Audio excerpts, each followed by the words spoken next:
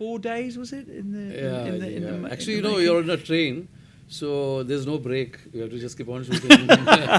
So it was like you have to, and the chaya is light and shade, so no need to light too.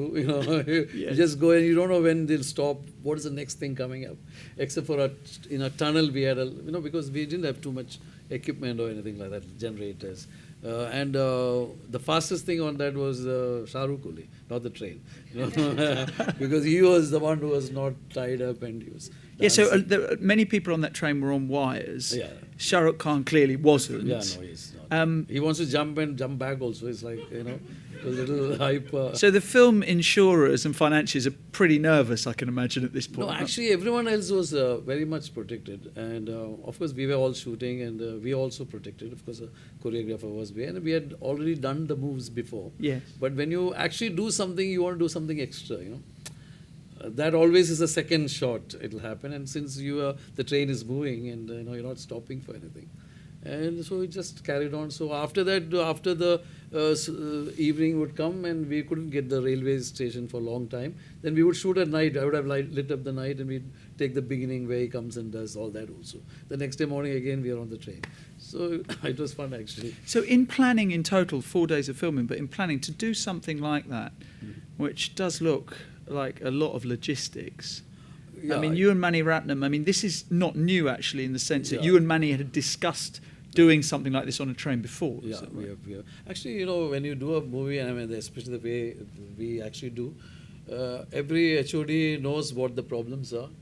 You go through the tunnel, and the whole idea when you do such a song is not about what technical equipment you do, because I have actually, before we made this song, I have traveled and seen Pathankot, some in front of some train, we are sitting and watching this. Oh no, this is not working, this is not working. So we have finally, after a big discovery of all these places, we decide that this song should have the charm of first time through the, as a boy, as a kid, if you first time when you go and, in a train, what hits you most is the tunnels and it goes dark and we are sitting like that and it comes out in the open. All those beautiful nostalgic moments, we want to bring it out. So we opted to do it in this place, which is Ooty, which is also very convenient to shoot actually. So, of course, you can't run it at such a speed, but still there has to be a certain speed.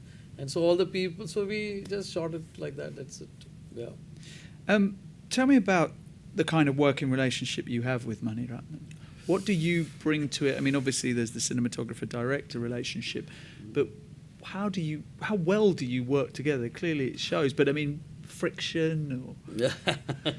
Fighting, physical, yeah. Yeah, not like, I think it is basically when you make a film with them, it's like an adventure actually. It's like a Discovery Channel program, So, and maybe only you and he has gone and seen this beautiful location. Is he the tiger? Actually, it's a good one. But the fact is, what I like about interesting is that he wants to take the best out of everyone. Not necessarily the cinematographer, even the music. So he likes to take the best, and he doesn't want to know much about photography and your problems and all that. He doesn't want to listen to too much of your thing. He wants all this done, and should be like that. So he doesn't want to get too much into the detail, though he has a very good idea. He wants to know whether he likes what you're saying or not, whatever it is. So it is like, so in the morning at 4:30, everyone is landing up with torches and, everything. We go into some place, no one has seen except you and him. And we are putting tracks and everything, and then suddenly everyone sees this is what happened, and then the scene is taken, and then that's it, finished. So now those people who are coming to this location have no idea, because torch and there is something or is happening. So most of it is very exciting that way, actually, if you look at it that way. And then he also, I also believe that the most beautiful thing when you're a cinematographer or whatever is captured when things are fleeting. They're not there for a long time. When you say fleeting, I actually did a film on Kerala tourism. I did the Kerala tourism film, and that time I wanted to be a tribute to my father. So I wanted my dad to see that, oh my God, I've not seen like this. So I decided that I'll shoot everything that is very fleeting. That means, supposing there's a heavy shower, and then briefly the sunlight comes in. It is not going to be there for a long time. But it is beautiful if you capture it. Or suddenly the first snowfall comes, or suddenly the night is turning to day, or things like that. If it is fleeting, it's very beautiful. It's almost like flirting with a girl, actually. It's like that. It's there and not there. It's a glance and not there. That says a lot about your first dates, I think. So I feel that, so you try to, so this is interesting because suddenly you put a scene in that kind of a space, then everything works out very interestingly. Wow. And nature also starts to step in. I feel that every time you take a step up, you find that once you take the first step, then the universe steps in. Because you're actually, universe has to step in, but it waits for you to take the first step. Then everything, if you're positive about it, everything happens. And then you go, it's like a one-day cricket match then after that. They're all shouting, screaming. And it's not like sitting here, we're all screaming and everything is going berserk. But amongst all this chaos, there is something that happens beautifully, so that in the evening you can sit and think about it and say, I didn't waste my day today, like that. That kind of a feel you get, actually. So, as a cinematographer working with another director, you are essentially translating their vision. Yeah.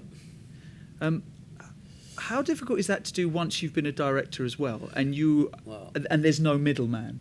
Yeah, exactly. Yeah. How difficult is that? Actually, it to is transition? interesting you ask me this question because I find that a lot of people ask me, do you go and impose your style in that film? But I think it's the other way around. I think you are always looking out for something new, so that the script also offers.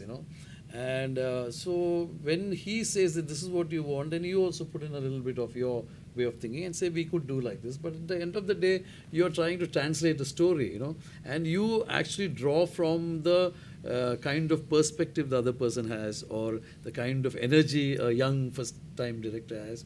That also is important, whether it's a new guy also will bring in lot of freshness. In fact, I believe that everyone who wants to make a film should just go and make a film and find out what is it that he's lacking or good, but because you'll always learn from it, so that, it's like, you can't look at the sea and say, oh, must be it is warm or maybe it's cold. I don't know. You have to learn to swim. You better jump in, and then you swim your way out, and then maybe you're a natural guy for that. It's interesting you say that about people should just go and make films now, as opposed to when you were at film school. Now people can. I mean, the technology is here, and my iPad, it's on your smartphones. But of course, just because you're a YouTuber, it doesn't make you a filmmaker. Yeah. Just because you have Instagram, it doesn't make you a photographer. Yeah.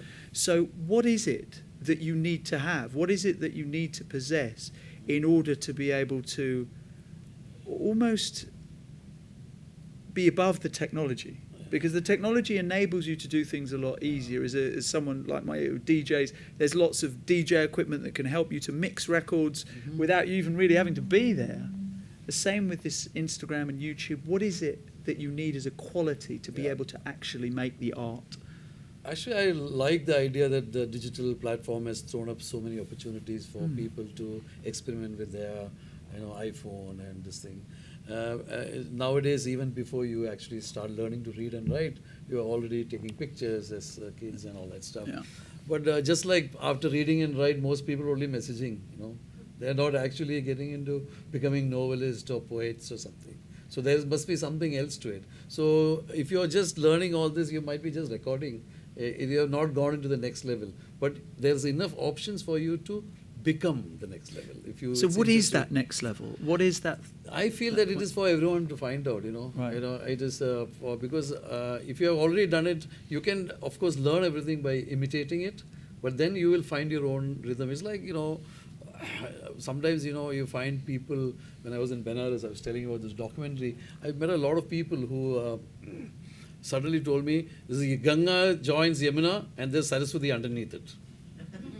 So, where's Saraswati? There's no...